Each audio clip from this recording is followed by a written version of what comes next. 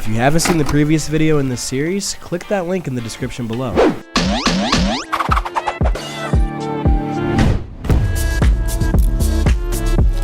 What's up, fam? It's your boy back at it again with another video essay, and yeah, I know it's ironic, but I'm back.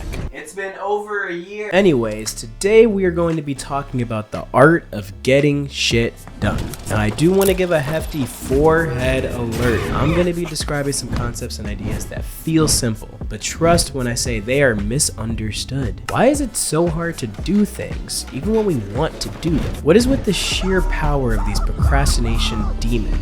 The answer is a bit more complicated than you think. Now, before I get into this, I want to preface by saying I know this video is simplified. Mental disorders like depression or anxiety or even perfectionism, which is basically just anxiety with extra steps, play into how productive you're able to be. Those mental disorders require more than this video can provide. But as someone who deals with primo anxiety and perfectionism, what I'm going to be talking about has helped me a ton. So even if you're in the thick of it, it could probably help you too. So off rip, this can already be identified as a motivational issue. But what even is motivation? Google defines it as the general desire or willingness of someone to do something. It's a descriptor of a vague feeling that's not easy to control. What's cool is that it's not a binary, it's a spectrum. We feel different levels of motivation at any given time, and it comes from somewhere. It can either be intrinsic, which means it's coming from within, or extrinsic, meaning it's coming from without, somewhere not within. Painting a picture because you simply like painting is to be intrinsically motivated. Painting a picture because you want to receive the validation of others is to be extrinsically motivated. You can't really control this aspect of motivation, it just happens. You can't make yourself want something, you simply just want it. But if you need to do something, like go to work, then your motivational levels hardly matter. It just makes the process of going to work easier or harder. In a similar vein to motivation, necessity is not a binary, it's a spectrum. In your head, the question isn't whether or not something is necessary to do, it's more so vaguely quantifying how necessary the task is. Do you need to do your laundry today? Is it necessary to brush your teeth every day? Is it necessary to pay your light bill? What are the consequences? Can you handle the consequences? It's like an equation without numbers. It's sort of complex. Here's a hypothetical person. His brain is going to be represented by a graph where one axis is his levels of motivation and the other is the necessity of getting something done. The task at hand is going to be a point that you put on the graph. The further said task is from the origin, the more likely Bobby Boy will actually do it. Toss in some colors and there you have it. A visual representation of how your brain decides if your body actually does something. If it's really fucking necessary or you're super motivated, then you'll probably do it. Vice versa, and that shit is not getting done. Place any task anywhere and it's pretty self-explanatory. And if a value of 7 means Bobby Boy is getting this shit done, then a 7 in motivation and a 0 in necessity means Bobby Boy does it. I'm sorry, this name is so fucking dumb. Give him a 3 in motivation and a 4 in necessity and he'll probably still do it. You see how this relationship works? Being able to visualize this will help highlight the importance of what I'll talk about next. What can you do to take control? What if I told you there was an antidote, thing, concept that could change your fucking world?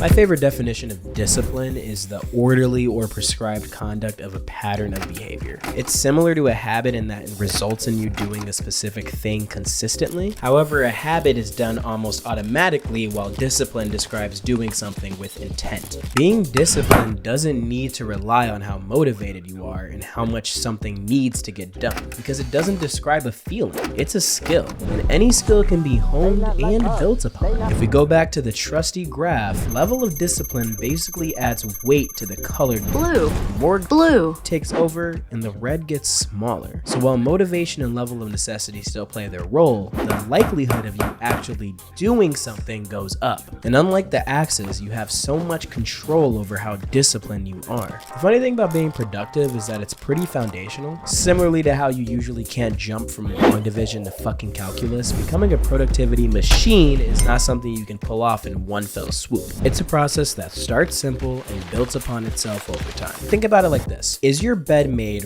right now? Is your trash taken out? If the answer is no, your response is probably like, yeah, forehead, it'll get done when it needs to get done. But as someone watching this video right now, would you rather your room be a little more put together? Would you prefer your space not have a full trash can? The answer is probably yeah, slightly. Well, then do it.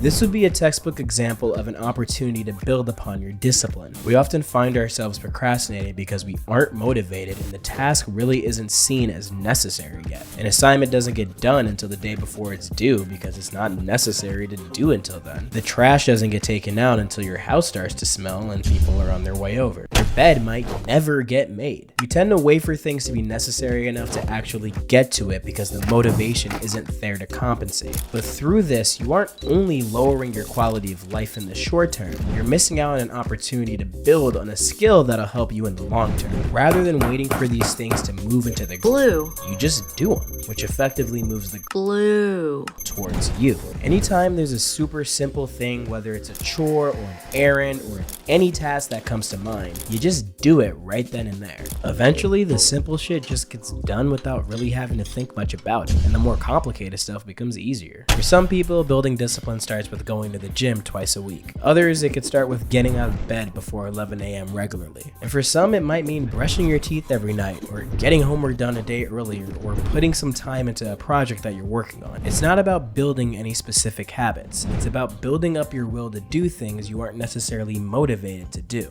Imagine if you were as productive as you wanted to be. Imagine if you just did everything you wanted. This is how you open the door to something resembling that reality. Every moment you run into something that you might want to procrastinate, try your best to just do it anyways. Specifically the small things. You aren't always going to succeed, but you'll get better and better at it. Easy stuff will become second nature, and things that are difficult will just get easier. Keep this mindset and you got the Vic RL promise that you'll level up.